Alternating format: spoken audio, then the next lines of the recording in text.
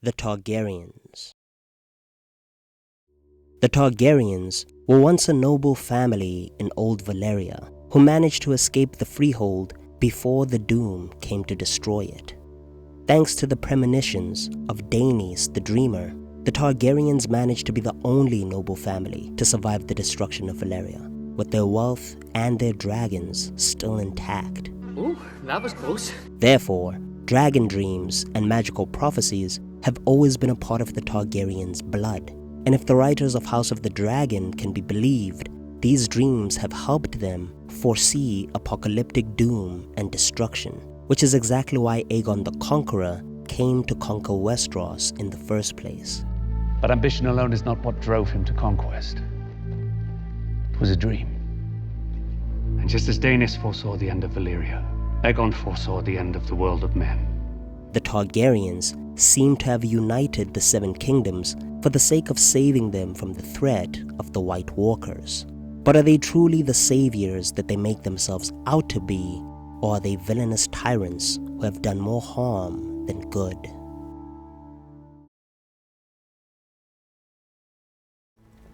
From my blood come the prince that was promised, and his will be the song of ice and fire.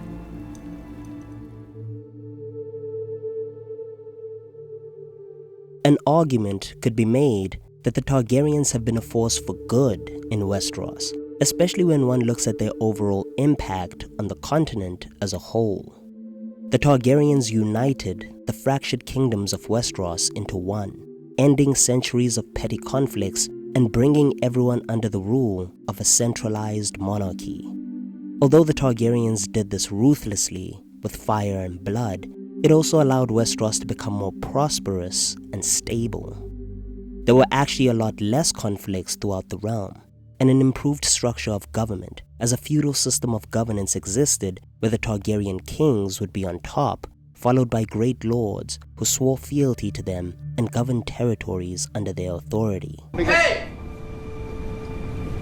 Look at me. Sure. Look at me. Sure. I'm the captain now.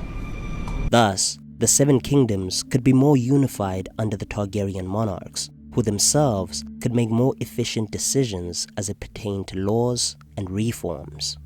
And some Targaryen kings did create laws that improved the quality of life for the Westerosi, like how Jaehaerys the Conciliator passed laws that protected women from being raped during their wedding days. These laws were brought before him by his wife, Queen Alysanne, and they ended the right of lords to interrupt a person's wedding day, take their wife, and then have their way with them. This is an example of some of the positive reforms that were established under the Targaryen dynasty, and it could be used as evidence of the Targaryens being a force for good in Westeros. Under the Targaryens, there were also many infrastructural developments, including the Great Sept of Baelor, the Red Keep, and even the King's Road that connected the different regions of the kingdoms together, allowing for better transportation and trade networks. Guess what? It grows the economy. Under the Targaryens, there was undeniable transformations and developments in Westeros, and even improved safety from the threat of external forces invading the land. You have dragon riders, father.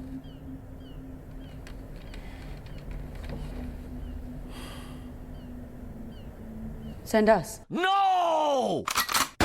There is no doubt that the Targaryen dragons were a force of destruction that deterred external enemies from even thinking about invading Westeros. The mere presence of their dragons ensured that the Targaryens could establish peace with the free cities of Essos and any other potential aggressors who would dare to try to invade Westeros while they ruled. This could even include the White Walkers themselves, as Aegon the Conqueror believed that by uniting the Seven Kingdoms with their dragons, the realm could be strong enough to stand against the White Walkers and even defeat them using the power of these fire-breathing monsters. It's the reason why Aegon the Conqueror never considered his dragon as a pet, but rather like a fiery sword that it could wield against the darkness. And Harren the Black. In the book, the dragons are sometimes described as a fiery sword that could be wielded against the White Walkers. So Aegon the Conqueror wasn't too far off in his assessment of the dragons. He believed that these beasts were the only force powerful enough to deter the White Walkers from invading the Seven Kingdoms, and that if this invasion could truly be prevented, then a Targaryen must be the one to lead the effort to do so. We'll have to wait for the Winds of Winter to find out if that will actually happen, but so far, it seems like the Targaryens will certainly have an important role to play in that great war. In this sense, you could probably say that the Targaryens will be a force for good in Westeros, and that they are the saviors in the story, as they are the ones that are trying to save mankind from being killed by the army of the dead.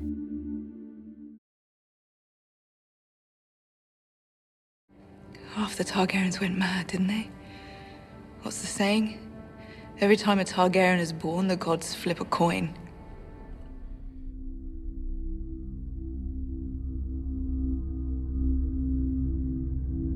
But another argument that could be made is that the Targaryens have mostly been a force for evil in Westeros, causing death and destruction to the local populations and disrupting their customs and ways of life.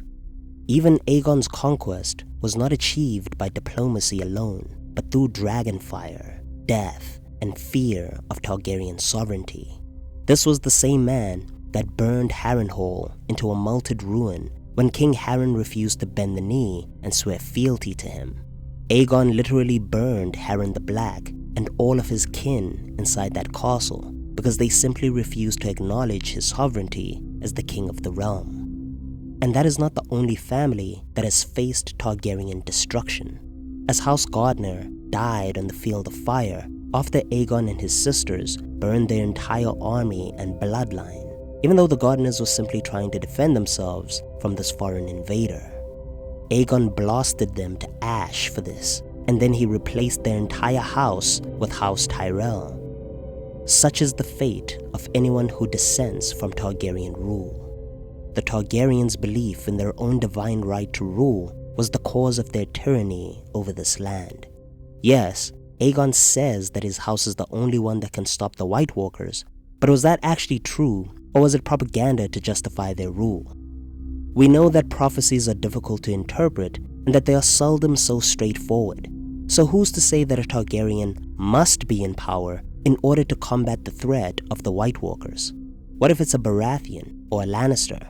Or more likely, if it's a Stark that could be better suited to fight the White Walkers? We know that the Starks are closely connected to the history and lore of the others, and we know that Jon Snow and Bran's stories deal with that narrative a lot more than Daenerys's does.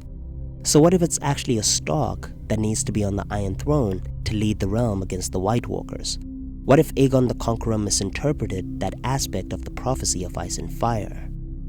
It is simply a possibility that the Targaryens would never entertain, which would mean that their intentions are not to save the realm or to save the world of the living from the dead, but rather to maintain their power over the realm by ruling over these people through fear of dragonfire and tyranny. Take the Dance of the Dragons, for example. The Targaryens didn't care about the well-being of the people that they were ruling over. They only cared about power and maintaining sovereignty over the realm. They only cared about which Targaryen should sit on the throne. But in the end, this devastated the realm and led to the deaths of thousands of people. Homes were destroyed, towns were sacked, and families were broken as a result of that conflict. And for what? To determine who's better to sit on a chair made of swords? The Targaryens were honestly just power-hungry and mad, a trait that flowed in their blood. The Targaryens were always closer to madness than any of the other houses, and sometimes that madness contributed to their cruelty and sadistic behaviors.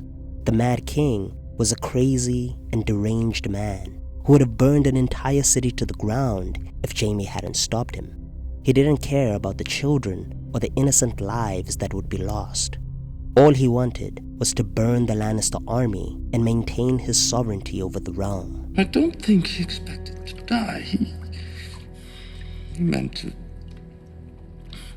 band with the rest of us and rise again. Reborn as a dragon, turn his enemies to ash. Maegor is another Targaryen who danced a little too close to madness, killing savagely and governing so cruelly that the word became a part of his epithet. That is how sadistic and cruel he was.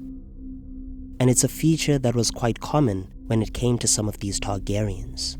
They were just pure tyrants. Or were they? Clearly, the legacy of this house is complicated because both arguments have some merit to them. On the one hand, a person could argue that the Targaryens truly were saviors, a family who united the realm and ushered in legal reforms that ultimately helped the Westerosi people. You could say that they were a house that helped to further the realm, as they brought architectural and infrastructural developments that improved its social and economic state. That would be a valid argument. However, it's equally as credible to criticize the reign of the Targaryens and to question the impact that they've had on the realm, because they have been a force of chaos and destruction as well, especially because of their fire-breathing dragons. With the Targaryens' rule has also come death and war, and the total destruction of families and houses that were totally extinguished for questioning their sovereignty or challenging their reign. Therefore, the argument that the Targaryens have been more like tyrants in Westeros is an argument that would be completely valid and true for any dissenter to make. But what do you think? Are the Targaryens the tyrants or the saviors of this world? Let me know down below in the comments section. If you like this video, hit the thumbs up button and subscribe to the channel for future content. Thank you for watching. Peace.